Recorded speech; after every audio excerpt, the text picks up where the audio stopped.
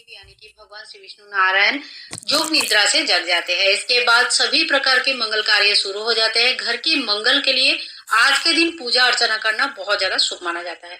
देव उठनी एकादशी के दिन विशेष तरीके से पूजन किया जाता है। देव उठान बनाया जाता है, देव को उठाया जाता है शाम के समय। उसके बाद तुलसी विवाह किया जाता है और सुबह भी जब हम पूजा करते हैं तो तुलसी मैया के साथ हम भगवान श्री विष्णु नारायण की पूजन करते हैं। लेकिन अगर आप लोग इतना कुछ नहीं कर पाते हैं तो देखो बिल्कुल सरल सादा तरीके से जैसे हम बाकी एकादशी का पूजन करते हैं ना, उसी तरह से हमें पूजन कर लेनी चाहिए। लेकिन आज के दिन आप व्रत रखें या ना रखें, पूजन हमें जरूर करनी चाहिए। तो यहाँ पे मैंने एक चौकी लगा लिया। ये पूजा हमें सुबह सुबह ही करनी रहती है। तो टाइमिंग मतलब मान लो जैसे सुबह नॉर्मली हम नित्य पूजा जितने बजे भी करते हैं कार्तिक के महीने में, वैसे भी सुबह पूजा होता है। तो उस टाइम पे हमें देवउठनी एकादशी अपने मंदिर की पूजा करने के बाद चौकी लगाकर करनी है। यहाँ पे हमने फूलों का आसन दे दिया है और एकादशी के दिन भगवान श्री विष्णु नारायण की पूजा अति अवश्य ही किया जाता है। अगर नारायण जी आपके पास नहीं है तो आप लड्डू गोपाल जी, कान्हा जी, कोई भी उनके स्वरूप की पूजन कर सकते हैं। इसके बाद हम गणेश जी को विराजमान करेंगे और फिर धूप और दीप प्रज्वलित कर लेंगे। धूप और दीप प्रज्वलित करने के बाद ही हमारा पूजन शुरू होता है। इसके बाद देखिए जल का छिड़काव करते हुए सबसे पहले ओम गं गणेशाय नमः, ओम गं गणेशाय नमः, ओम गं गणेशाय नमो नमः। सबसे पहले गणेश जी को स्नान कराएंगे, उसके बाद श्री विष्णु नारायण को स्नान कराएंगे, माता लक्ष्मी को स्नान कराएंगे। और लक्ष्मी जी विष्णु जी के आज एकत्रित पूजा करना बहुत ही ज्यादा शुभ फलदायी माना जाता है। घर में सुख शांति और समृद्धि की कभी कमी नहीं होती है। इसके बाद स्नान के बाद हम वस्त्र चढ़ाएंगे। ओम वस्त्रम समर्पयामि, इस तरह से कलावा स्वरूप वस्त्र चढ़ाएंगे, जेनोई चढ़ाएंगे। और सबसे पहले हमें गणेश जी को वस्त्र चढ़ाना है। इसके बाद हम गणेश जी को टीका कर देंगे। आप हल्दी, कुमकुम, पीला चंदन किसी चीज से भी टीका कर सकते हैं। गणेश जी को टीका लगा देंगे। और आज के दिन आप बिल्कुल चावल का यूज मत कीजिएगा। तो जहाँ पे भी हम चावल का यूज करते थे उस जगह पे हम सफेद तिल का यूज करेंगे। अब गणेश जी को हम दुर्वा घास और फूल चढ़ा देंगे। फिर कलावा स्वरूप वस्त्र भगवान श्री विष्णु नारायण को भी हम चढ़ाएंगे। ओम वस्त्रम समर्पयामि, इस मंत्र का जप करते हुए माता लक्ष्मी जी के लिए यहाँ पे हम लाल चुनरी ओढ़ा देंगे। और आज एक लाल चुनरी आप अपनी तुलसी मैया के लिए जरूर लाइए। उन्हें भी सुबह या शाम जब भी आपको टाइम मिले एक चुनरी उड़ाइए, थोड़ा सा धूप दीप करना चाहिए। आज उनकी पूजा जरूर होना चाहिए घर पर, तो आप जरूर उनकी पूजा जरूर करें।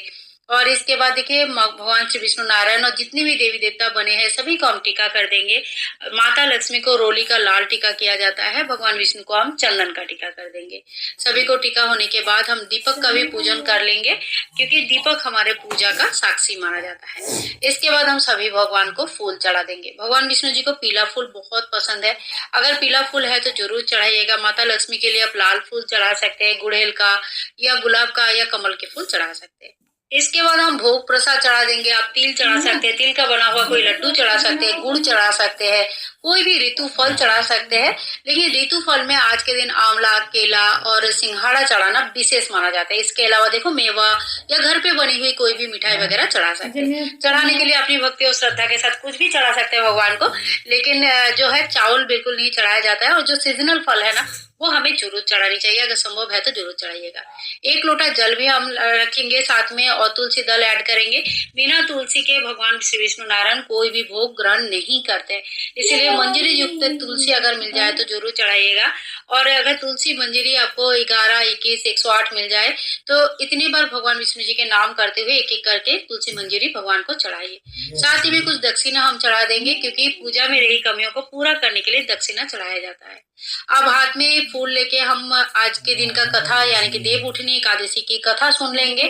कथा सुनना या पढ़ना अनिवार्य होता है। जब भी आपको समय मिले सुबह या शाम के टाइम पे पूजा के टाइम आप बैठ के एक आसन में पूरा कथा जरूर पढ़ लीजिएगा। पढ़ने का विशेष महत्व होता है, नहीं पढ़ पाते तो सुन सकते हैं। कथा होने के बाद फूल को भी हम वहीं पे छोड़ देंगे अपने जो चौकी लगाया है। और उसके बाद हम आरती कर लेंगे। सबसे पहले हमें गणेश जी को आरती दिखानी है। उसके बाद हम भगवान श्री विष्णु नारायण को आरती दिखाएंगे, माता लक्ष्मी को आरती दिखाएंगे।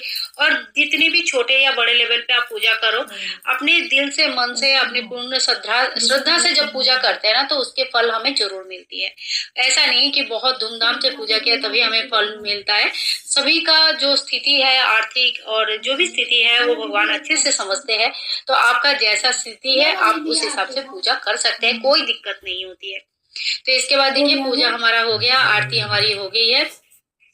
आज शाम के टाइम पे भी इसी तरह से हमें चौके में पूजन करनी है, दोबारा धूप दीप करना है। आप चाहे तो इस दिन एक अखंड दिया जलाकर रख सकते हैं। अपनी कोई भी मनोकामना पूर्ण करने के लिए अखंड दीपदान विशेष महत्व रखता है। इसके बाद देखिए, एक लोटा जो जल हमने कहानी सुनने के टाइम पे जो जल का लोटा हमने रख लिया था, ये कैमरा में नहीं आ पाया, नीचे रखा हुआ था। तो पूजा होने के बाद इस जल को सूर्य भगवान को अर्घ्य दे देना है और बाकी जो सामान है इसमें से भोग प्रसाद सबको बांट सकते हैं। और चौकी हमें अगले दिन ही उठाना है, पारण के समय हमें पारण करके उसके बाद चौकी उठानी होती है। फूल वगैरह सब खाद बन जाता है और जो भी फोटो मूर्ति है वो अपने अपने मंदिर में आप रख सकते हैं। तो देखिए, इसी तरह से बहुत ही सरल विधि से हम देव उठनी एकादशी के पूजन घर पर कर सकते हैं। इसके साथ ही आप एक तुलसी की पूजा जरूर कीजिएगा, सुबह शाम एक एक दीपदान कीजिएगा और माता रानी को एक चुनरी ओढ़ना, थोड़ी सी श्रृंगार करना, ये सारे काम आप जरूर कीजिएगा। चाहे आप तुलसी विवाह नहीं भी करते तभी भी माता रानी को आज बहुत ही अच्छी तरह से सजाया जाता है। तुलसी विवाह कैसे करते हैं इसके वीडियो चैनल पर ऑलरेडी है, आप जरूर देख लीजिएगा। बहुत ही सरल सिंपल तरीके से बताया हुआ।